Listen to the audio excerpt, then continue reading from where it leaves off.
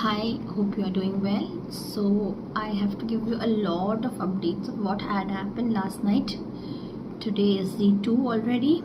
It is somewhere around 12 o'clock in the afternoon, according to the Singapore time.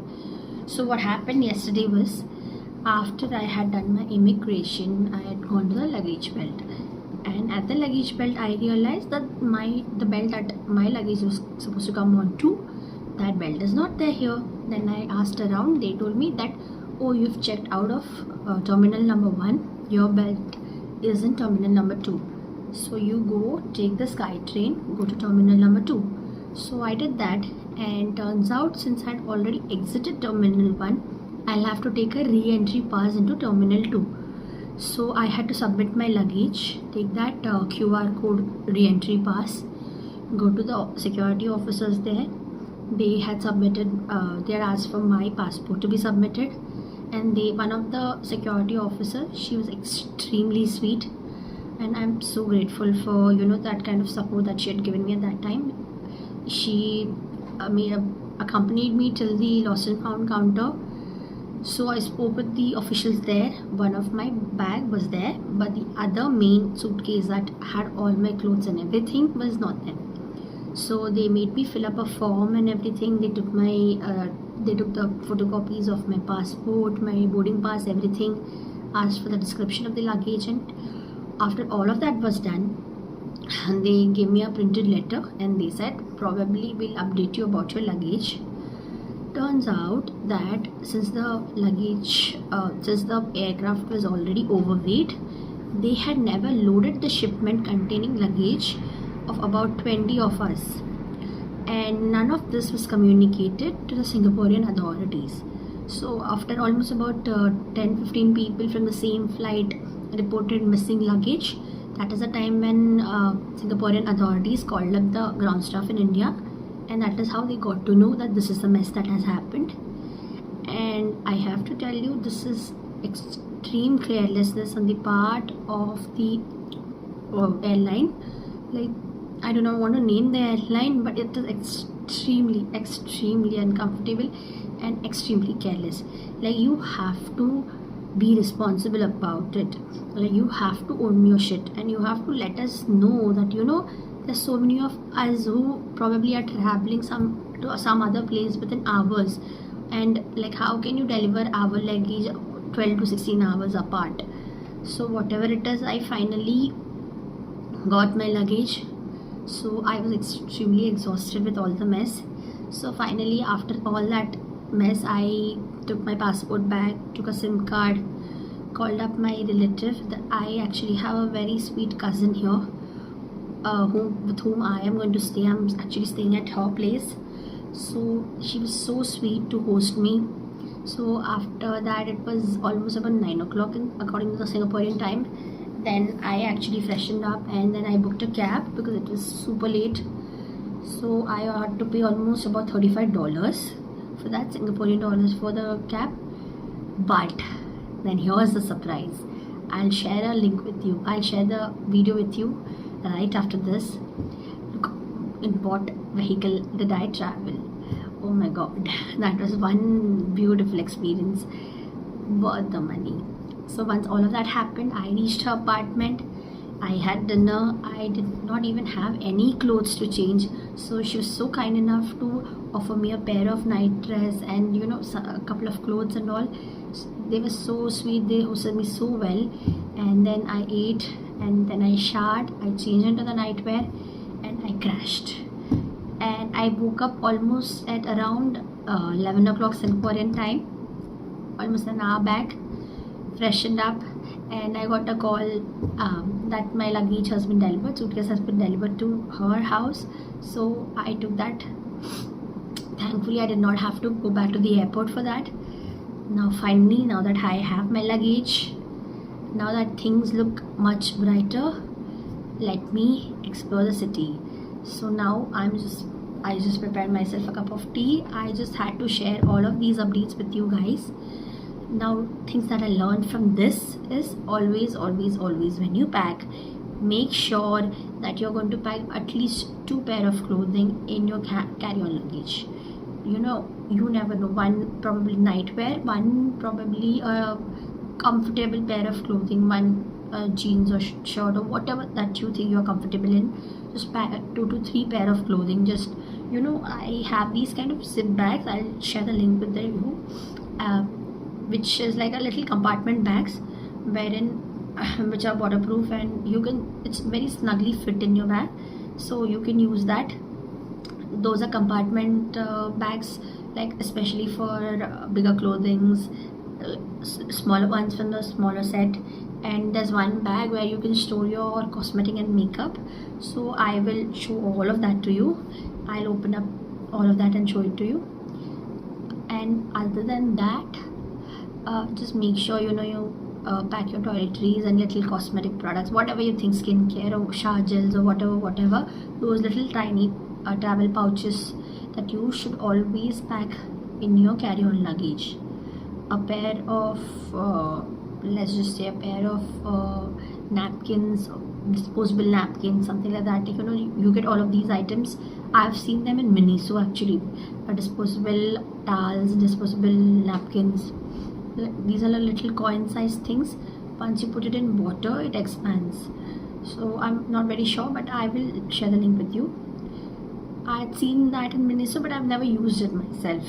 But now that I think about it, I should have bought that. I should have put that in my bag. So you don't have to actually carry that towel. You don't have to, overweight your luggage.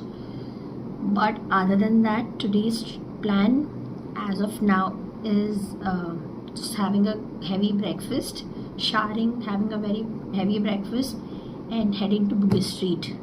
So let me show you the beauty. Let me take you through the lanes of Bugis Street. So like any other travel videos that you see, I may or may not go to the popular touristy destinations. I always have this belief that every tourist destination, every tourist hotspot is going to be pretty. It is meant to be pretty. That's the whole point why thousands of people flock there, because it is the prettiest place to see. But if you want to visit a city, if you want to explore the city, go to its lane, go local, eat its local cuisine, go to its convenience stores, go to its supermarkets, go to its flea markets, go and just enjoy the local flavors, the local experience. If you get a chance, get to live with the locals, you should do that as well. Go on walking tours, go explore the lanes, just get the vibe, get the aura of that place.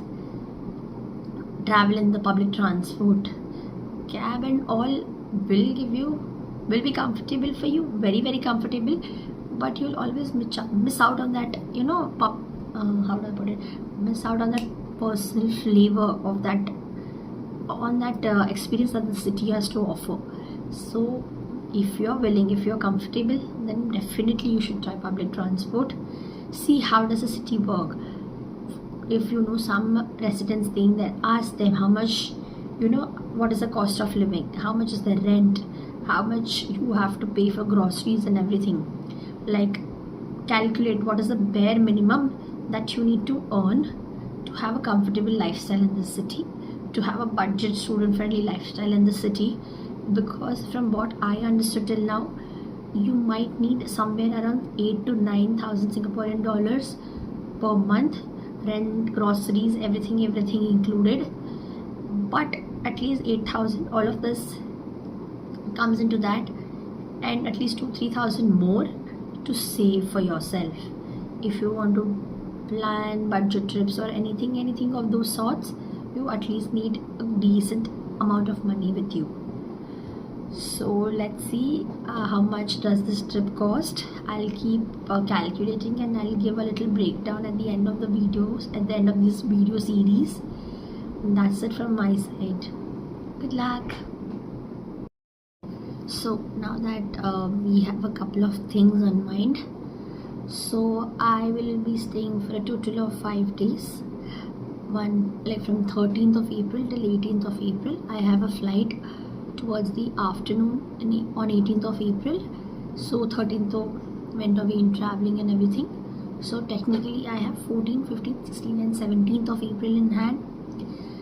I'm very likely go to Gardens by the Bay on the 16th to celebrate my birthday, to welcome my 30th birthday in this beautiful, beautiful place, in this beautiful city, amidst the greenery and amidst the mother nature.